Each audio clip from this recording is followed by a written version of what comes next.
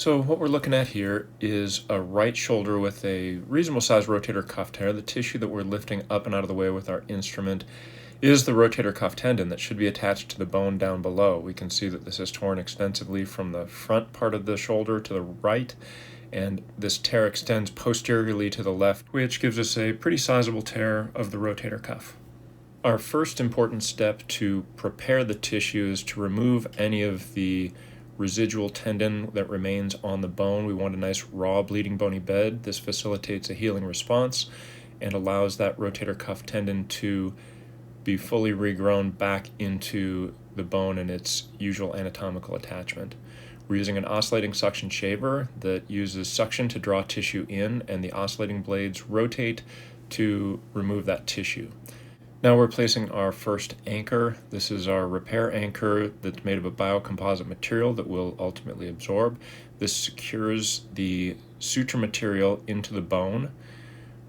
We will then take that suture material and pass it through the tendon for our medial row.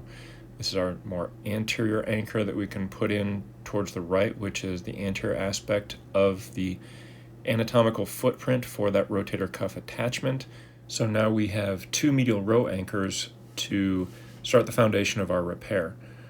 In that posterior aspect for this particular tear, we're going to utilize side-by-side, or what's called a ripstop suture. This is a free suture that we can pass in the more lateral limb and then in the more medial limb where we have a bit of a longitudinal split. This will stabilize and stop that longitudinal split from propagating or extending towards the back, and this also creates a nice secure posterior extent to support the structure of the main body of the repair.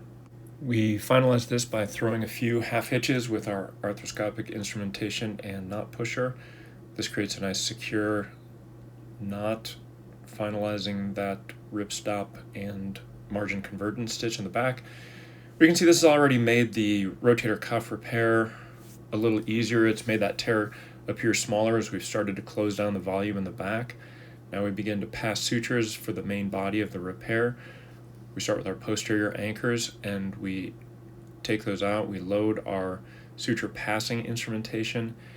We find the right amount of tissue that we want to pass that suture through. We want to be careful not to over-tension our repair. That can be one of our sources of failure if we get too enthusiastic with the bite that we're taking with our suture passing instrumentation.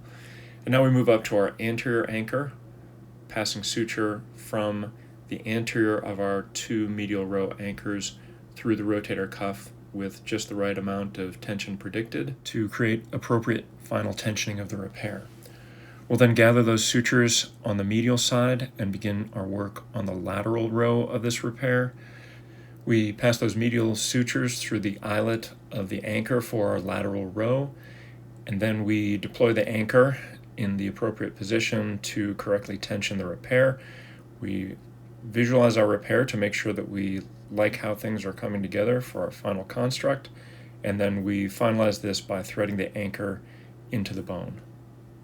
Once we clip the sutures and then pass our second lateral row anchor, we're left with a construct that is nice and secure. We can take this through a range of motion under direct visualization and see how well that repaired tendon travels securely attached to the bony footprint that we prepared initially.